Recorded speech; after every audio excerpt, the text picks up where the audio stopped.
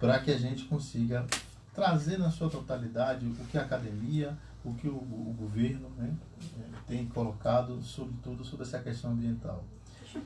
Ontem foi aprovado, por exemplo, uma medida provisória do saneamento básico, colocando as empresas privadas para executar isso. Isso, no meu ponto de vista, é um problema grave de desenvolvimento nosso. Eu concordo, professor, com você, com sua fala, e digo o seguinte: infelizmente, o mindset de desenvolvimento, como o José Carlos colocou aqui, ao longo de nossa história, ele se desenvolveu à base, isso é preciso a população compreender, a base de desenvolvimento, de espoliação e de uma forma inapropriada que não colocou desenvolvimento para todos e deu no que deu. E hoje a gente está convivendo com alguns rios poluídos e que não se colocou a possibilidade, por exemplo, de usar o meio ambiente como seu protetor pelo ar, ou seja, os bairros eles não são arborizados. Infelizmente a gente tem vários problemas. As nossas cidades elas foram completamente mal estruturadas, não teve planejamento urbano.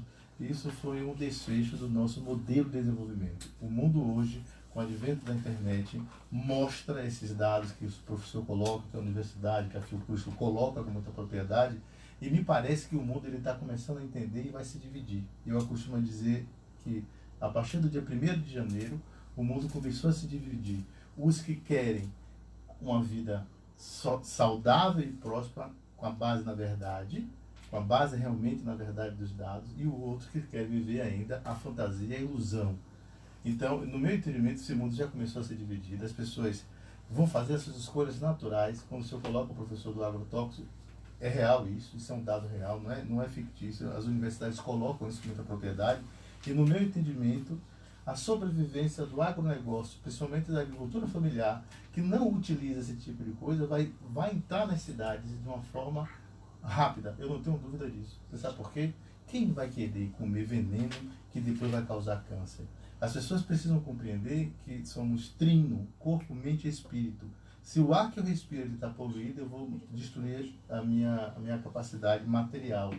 Se eu estou vivendo uma violência louca, o meu cognitivo ele vai ser afetado. E se eu não tenho uma conexão espiritual, eu vou ficar completamente nesse emaranhado de informações que estão descolocadas. Então, quem não quer ter uma vida saudável e próspera? Né? Então, eu acho que é uma colaboração só. Eu acho que uma preocupação que nós temos que ter muito claramente hoje é para onde caminha a humanidade nesse sentido, mas também perceber que decisões, grandes decisões, estão sendo tomadas que nos afetam exatamente na linha contrária do que nós estamos pregando. Nós estamos pregando aqui a paz, a vida saudável, é isso, e a vida sustentável. É isso? O professor lembrou do recente decreto do Ministério da Agricultura sobre os agrotóxicos, não é isso? Lembramos recentemente agora do perdão das dívidas para os grandes proprietários de terras, exatamente quem avança sobre a terra indígena, sobre a Amazônia, isso, sobre as nossas florestas. Lembramos também agora o desmonte do Sistema Nacional do Meio Ambiente. O CONAMA, o Conselho Nacional do Meio Ambiente, foi resumido agora a apenas 22 membros, quando na verdade nós tínhamos cerca de 80 membros da sociedade civil, de governos e de outras organizações. Um espaço naquele momento que os indígenas, que o movimento sindical, que o próprio empresariado e o próprio governo discutia ações de forma mais coletiva. E nesse momento nós já vimos diminuído e, portanto, aquele espaço colegiado. Nessa semana, o governo da Bahia, depois de um debate intenso, que foram um diálogo durante 4 anos com diversos atores, aprovamos, o governo decretou agora a regulamentação da política estadual de educação ambiental. Patrícia fez questão de dizer como a boa gestão, ela de forma, com iniciativa, ela pode colaborar no sentido de a gente diminuir, a gente mitigar, de um lado, o impacto negativo do meio ambiente, mas, sobretudo, chamar as pessoas para poder colaborar. Aí, nesse sentido, a educação ambiental, ela vai trabalhar com a educação formal nas nossas escolas e com a educação não formal com o restante todo da sociedade, na fábrica, na igreja, isso no dia a dia das pessoas, nas feiras, né? Então, modificar o comportamento das pessoas em relação ao uso da água, em relação à utilização do seu alimento, não é isso? Em relação a como trabalhar com os diversos resíduos líquidos e sólidos que a sociedade produz para poder, logicamente, viver. Então, esse aqui é o debate. Se a gente não consegue mudar as pessoas, na verdade, nós não vamos conseguir modificar a sociedade no sentido que Ezequiel está falando. Uma sociedade saudável e sustentável. Então, preciso, portanto, modificar as pessoas. Um outro decreto, já nesse caso, uma chamada pública importante, foi o fortalecimento da agricultura familiar. São 22 milhões que são investidos em projetos de fortalecimento da agricultura familiar, mas buscando também a sustentabilidade e buscando também elementos do novo manejo, especialmente da agroecologia. Então, fortalecendo, portanto, no conjunto do Estado, porque às vezes nosso olhar sobre Salvador, o fato de estarmos nós temos todo o Estado da Bahia, você lembrou bem, né, o São Francisco é um rio nacional, mas que trabalha muito claramente passa exatamente pelo conjunto do Estado. Então nós temos hoje as margens de São Francisco, nós temos o Cerrado, no caso, nós temos 5 biomas nesse estado e é preciso olhar para a Caatinga, para o Cerrado, para a nossa Mata Atlântica, todos os nossos biomas com o mesmo cuidado e a mesma forma, digamos, de interferir. Estamos preparando agora os municípios, nós temos GAC, que é a Gestão Ambiental Compartilhada. Como Patrícia falou, lembrar, claro, nós só vamos melhorar também a intervenção da sociedade no meio ambiente se o prefeito, se o vereador, se aquela autoridade, naquele município pequeno, ou no médio, ou no grande, também fazer a sua parte. Então, a estruturação do sistema local do meio ambiente, para poder, portanto, cuidar desse conjunto, também nos ajuda muito. Então, o nosso entendimento, então, que Ezequiel falou, o problema é global, não é isso? Mas se é lá no município de Anagé, se no município de Aracatu, se no município de Salvador, a sociedade, mas também as autoridades públicas começam a atuar no sentido de ser transparente no processo de licenciamento, você fez uma questão aí, claro, sobre supressão vegetal, é isso? Chamar a sociedade para discutir, por exemplo, os níveis de possibilidades de uso, portanto, da água, das florestas, para garantir a sustentabilidade, mas para garantir, sobretudo, a vida futura. É isso, então, acho que é um caminho possível para a gente poder andar.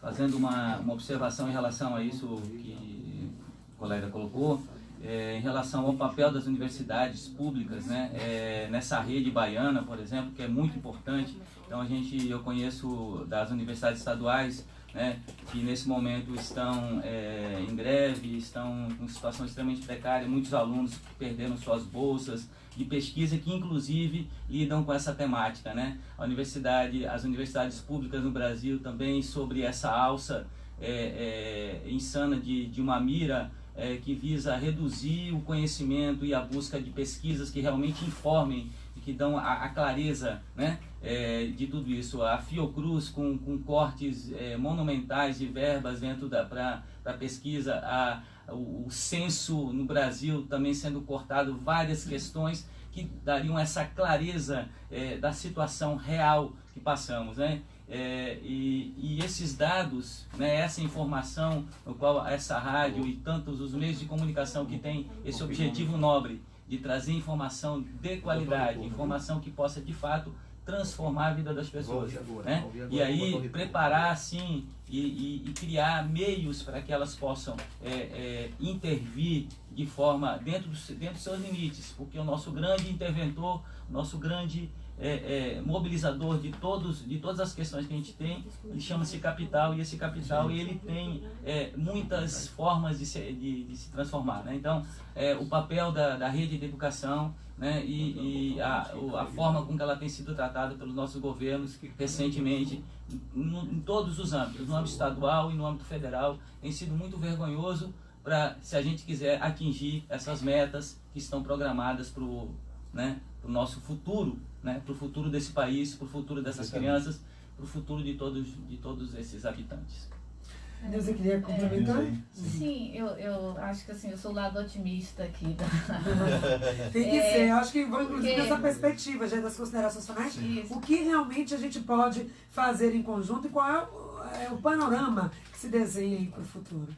Exato, porque assim, com a fala dos colegas, realmente tudo que eles falaram é bem preocupante, mas nós estamos aí frente a uma Agenda 2030, né? Nós temos aí 11 anos que vão passar alguns ciclos eleitorais e apesar dos ventos contrários que estão soprando, né, pelo governo federal, a gente acabou de ter um exemplo agora, por exemplo, a Semana do Clima, né, que é um evento que antecede a Conferência Mundial do Clima, ela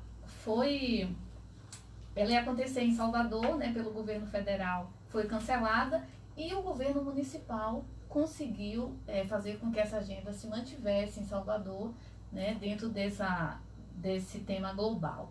Então, isso demonstra que a atuação do governo municipal, a atuação do cidadão, a atuação dos entes locais, essas podem transformar a realidade. Então, eu acredito muito nisso. Eu acredito que a gente tem exemplos também nos Estados Unidos, onde o governo ele, tem uma pressão contra, né, essas questões, e, no entanto, os estados e cidades, eles conseguem trabalhar avançando muito nas questões ambientais. A gente tem um exemplo do estado da Califórnia, que é um exemplo, né, de utilização de energias limpas e tudo mais. Então, eu acho que daqui também a gente pode se inspirar nesses modelos e começar a articular com a nossa população, trabalhando com a educação, né, e fazendo pressão cidadão mesmo, né, de cidadania para os governos locais. Olha, eu quero só finalizar antes, Ezequiel, já que nós estamos também na linha com o Eduardo Topazio, já está aí ouvindo, acompanhando também, mas essa questão da água é um tema dentro do cenário do meio ambiente que a gente não pode deixar de falar, e como engenheiro sanitarista e diretor de águas do INEMA, ele faz também agora as suas considerações finais, deixando também a sua perspectiva, a sua visão. Deus aí falou de algo positivo, né? De uma visão mais otimista, e dentro desse cenário, Eduardo, por favor, qual é a sua reflexão e suas considerações finais?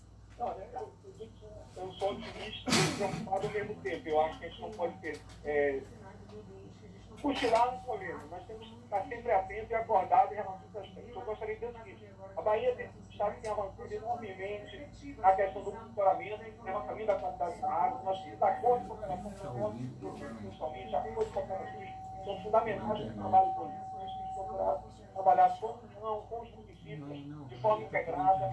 Nós somos estados mais completos no programa de gestão de água do Progestão Nacional Ana, e temos uma rede ampla de monitoramento de qualidade de água. O desafio é você manter o conhecimento da qualidade, você manter a sustentabilidade dos sistemas, com políticas públicas e políticas de colaboração também na iniciativa privada, conservação dos sistemas, conservação das massas ciliares, são fundamentais para manter o nosso rio. Um grande desafio que nós temos hoje em dia, aqui na Bahia, são nas áreas urbanas. As áreas urbanas realmente têm processo grande deterioração dos recursos hídricos das suas águas, mas tem uma escala menor em relação aos grandes municípios, mas onde teve a maior poluição dos aquíferos das mananciais de água. Então, nós hoje estamos trabalhando, iniciando, inclusive, com um negócio chamado enquadramento, o enquadramento dos recursos hídricos dos municípios, inclusive dentro da região metropolitana de Salvador, para começar já um processo de recuperação e manutenção com metas progressivas para 15 anos, 20 anos, para em 2030 eles chegarem a um produto muito melhor. Sou otimista nesse sentido,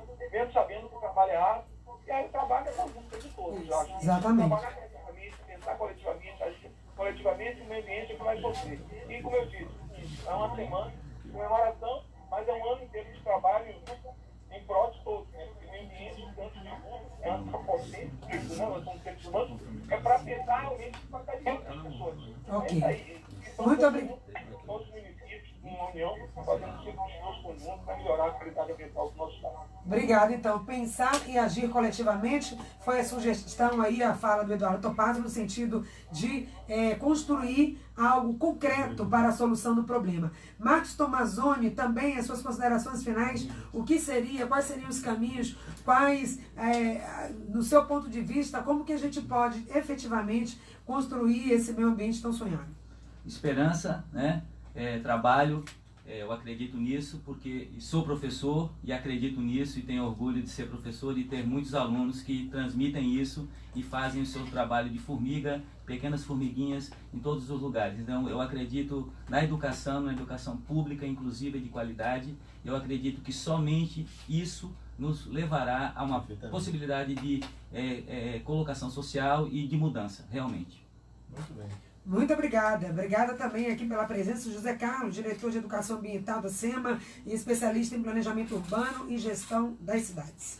Eu vou primeiro agradecer em nome da SEMA, da Secretaria de Estado do Meio Ambiente. O secretário João Carlos Oliveira está em viagem hoje, portanto me pediu para representar a Secretaria aqui e dizer para o soteropolitano e para o baiano que estamos numa busca exatamente de pensar criticamente e fazer a sociedade também pensar de uma forma criticamente. Segundo, otimista. O criticamente pensando também que é possível a gente transformar a difícil realidade. O meio ambiente é um espaço também da contradição. Nós estamos precisando avançar, precisando do emprego, mas também precisamos preservar. Então é com essa diapasão, com essa diferença que todos nós, técnicos, todos nós professores, eu também sou educador e com muito orgulho sou educador, e que a gente pensa possível transformar a realidade a partir daí. Obrigada, Patrícia, Ezequiel, pelo convite. Obrigada também, professora Neuzaí Viana. A poluição do ar, que foi o tema desse ano, escolhido para o Dia Mundial do Meio Ambiente, principal fator de risco ambiental para a saúde de todo mundo. No Brasil, Neuzaí, onde 76% da população vive em cidades e respira diariamente diversos tipos de poluentes, é urgente pensar em soluções. Suas considerações finais, por favor. Sim, Patrícia. A população ela tem migrado para as cidades, né, e isso causa um impacto muito grande. Mas eu acho assim que atitudes individuais elas já devem ser tomadas desde já, né, a partir do momento que a gente passa a refletir sobre essas emissões. São várias questões, não só ligadas a transporte, utilizar mais outras formas de transporte como bicicletas, né, caminhar e principalmente trabalhar com outros aspectos que às vezes a gente não liga diretamente às emissões, mas, por exemplo, plantar uma árvore, né? A presença de área verde, ela minimiza bastante a questão da poluição. Então, vamos pensar, né, no verde, vamos pensar no gerenciamento de resíduos, né? Não queimar lixo, isso é uma questão muito importante, porque isso emite poluição, né? São vários pontos emitindo poluição dentro da cidade a partir dessas pequenas queimadas. Então, eu acho que atitudes individuais, além das políticas públicas, porque a poluição do ar, ela envolve muitas políticas públicas, né? Muitas decisões que envolvem a regulamentação dessas fontes emissoras a partir da indústria, a partir do transporte, mas vamos estar atentos ao nosso consumo, né? E tudo que faça emitir, a questão da alimentação também, o impacto da alimentação a partir do que você consome gera menos poluentes. Tá? Então, lembrando que, como você falou, que nós somos corpo, mente e espírito. Sim. E a saúde planetária, ela está preocupada com tudo isso. Né? Corpo, mente e espírito. Muito bem. Eu sei que está dizendo 30 segundos. Eu queria dizer o seguinte, vivemos a era do conhecimento. E a gente, para resolver esse problema que nós estamos vivendo dentro da sociedade, com tanta segregação, com tanta intolerância, com tanta pobreza desnecessária, eu penso que a saída chama ecossistemas digitais. O mundo que entender isto, no momento que nós usarmos a tecnologia a favor de todos, ao benefício de todos, evoluiremos muito mais rápido. Transformaremos 50 anos em 5. Paz e luz para todos.